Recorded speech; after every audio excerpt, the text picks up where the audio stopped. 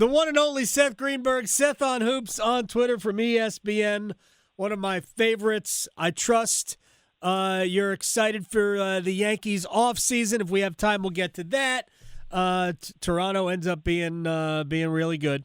Let's talk about what we saw a little bit last night, and then I want to get to the triangle because I think we're going to have a blast here in the college basketball season. Give me your takeaway from Duke, Kansas last night. I guess I'll take it from the Duke side, because you don't want to hear that Kansas actually grew from this game. Because I think so. They played without Peterson, and all of a sudden Melvin Counsell was more aggressive. Yep. And Trey White was more aggressive too. And they played through Bedinga, which when Peterson comes back, that's going to pay huge, huge dividends for Kansas.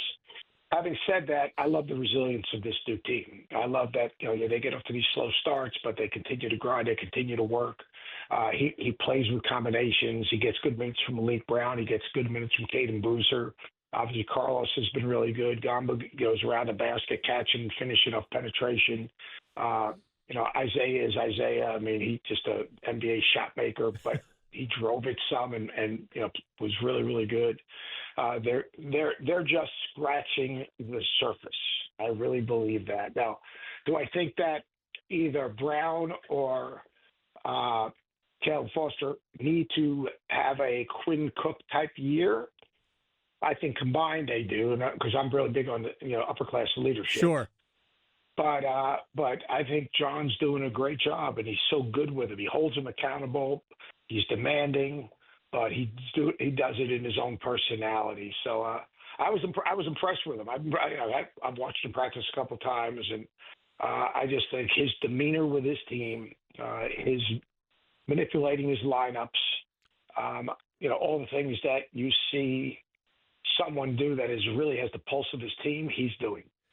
Seth Greenberg is joining us here on the Adam Gold Show. The thing about it that almost bothers me is that the conversation coming out of the game, for whatever reason, and I guess I understand it, was, well, how is Cam Boozer, how does he translate to the NBA? Well, we're not playing NBA basketball right now, so I think for people who are watching last night, Duke fans or ACC fans, they want to know how that translates to, can Duke win this with him?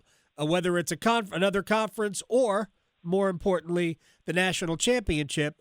I was most impressed that he battled through all the attention to still have, while not an efficient game, a very effective game because of all the attention he drew, and he also put numbers on the board. He just continues to play. He just continues to play, Adam. I mean, like he stays in the moment. I did a piece on him before the game. His maturity is ridiculous. Yeah. His ability to block out, they were physical with him. They put bodies on him. They walled out. I mean, Pillars is 6'11", 260. I mean, and he just keeps on playing. And then all of a sudden he gets a rebound. Then all of a sudden he knocked down that three. I do think sometimes, and I know he can shoot the three, I like him when he plays more like Carlos Boozer than Paolo Banchero. Because I say he's a mixture between the two, and I love Paolo Banchero. But, I mean, like when he catches it and drives it to post up, man, he's good. And his passing is, his feel for the game. The ball doesn't get stuck. He sees the right play. He reads double teams. He sees that they tag in the roller, so he skips it to the three. If they don't tag the roller, he goes post to post. I mean, and he's really, really poised. But I thought Tatum was terrific yesterday, and I think he's going to be terrific. His poise, and he's never flushed with both of those guys. They don't get too high, they don't get too low. They just ball. They do carry the same personality, I think, of their dad, because Carlos was a very stoic player. He never really showed a ton of emotion. And those two guys really are very, very similar to their father. Seth Greenberg is... He saved that for when he sits in the stands and watches those guys play. I got to text a message and say, dude, breathe, you're fine. Well, it's always different to watch your kids, man. No, I know. I've lived it. It's very, very different. Seth Greenberg is joining us here on the Adam Gold Show. Real quick, one more thing about the game.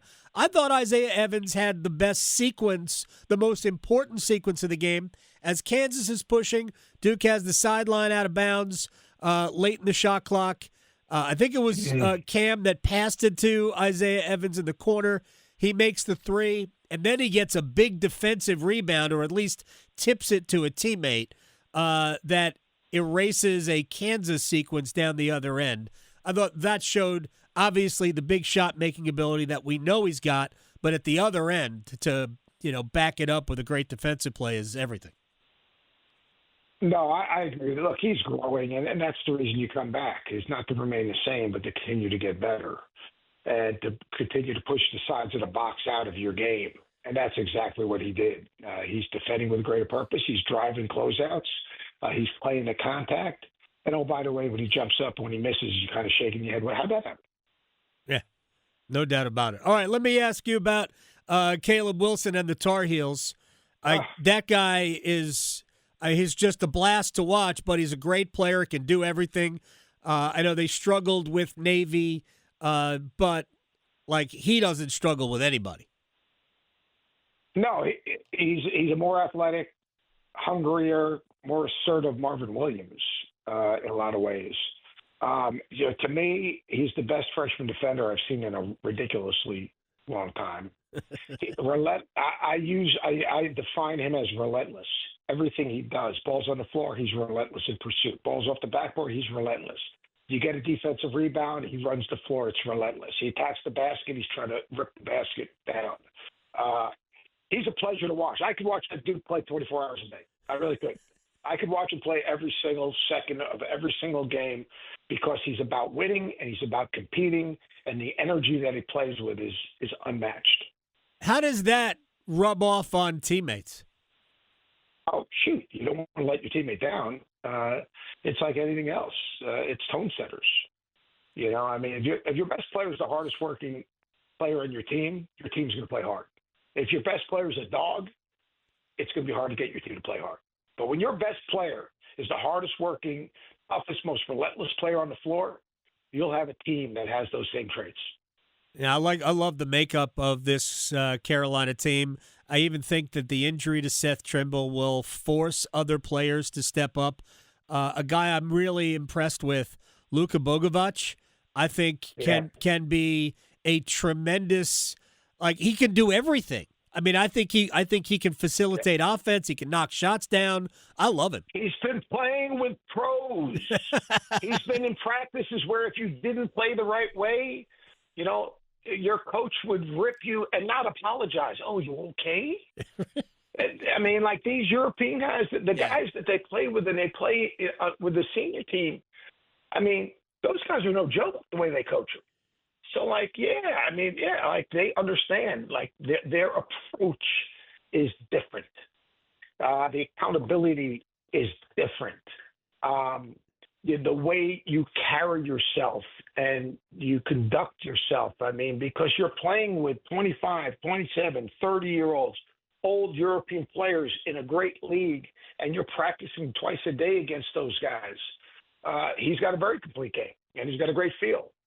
And his IQ fits what Hubert wants to do and how they want to play. So it's great, man. It's great if you're a Carolina fan, and when they get set back, when they get set back, I think it'll be incredible. I mean, I'm a huge Seth Trimble fan. Number one, you can never have enough sex. But number two is, but number two is, he's another guy that's about winning. And I put a huge emphasis on competitive players because season long, when you have competitive players that are good players, that it is contagious.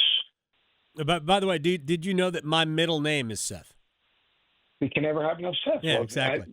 It's an amazing accomplishment for you. I'm very proud of you. All right, I want to get to State because I love them. I love this team too.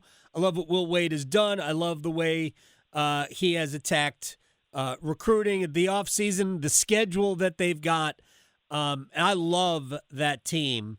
And Darian Williams is going to be one of the. We're going to be able to watch Darian Williams, Caleb Wilson, Cam Boozer, just at that position, at the 4 position in the triangle.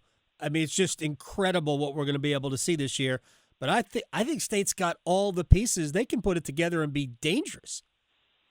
Yeah, look, I mean, style of play is the key. Like they play a different style. It's hard to prepare, especially if you have a quick turnaround to play against those guys. It's going to be really difficult because you can't simulate how they play in your practice. Just can't. Their ones play 2, 3, or 4. Makes no difference. He play, so you move him all over the floor as a Right. match. He's like a chess piece in a lot of ways. Trey Holloman, the speed he plays with, the aggressiveness he plays with, the force he plays with is really good. And when my guy Musa gets it going, watch out Yeah. because that guy's going to be. He is special. Matt Abel, shot maker. Again, he's picking his spots right now, but he's going to be a dynamic. By the end of the season, he'll be a dynamic wing scorer. Dynamic wing scorer. Van Lubin with his experience. No, they've got a very, very good roster. They play really hard. They play a style that's difficult, and they have a great player who's an absolutely brutal matchup. Yeah, I love the Wolfpack. I think, and I want to ask you one more big picture question about it. State's going out to Maui, and like they're going to play good teams in Maui. They start with Seton Hall. They might, I think, Auburn and I think Texas are out there. So there are good teams out there. Might not be Auburn. I know Texas is. But I saw an article that said that the Maui Invitational might be on its last legs because there are a lot of these other events in the mainland that are going to take Maui off the table. What are your thoughts on that? Because I think Maui is a staple. I grew up watching the Great Alaska Shootout, which doesn't exist anymore, at least for the men. It does for women. But what are your thoughts on the potential of Maui going away? I think Maui survives. I think it's the only one that'll survive as an 18 tournament, is my gut feeling.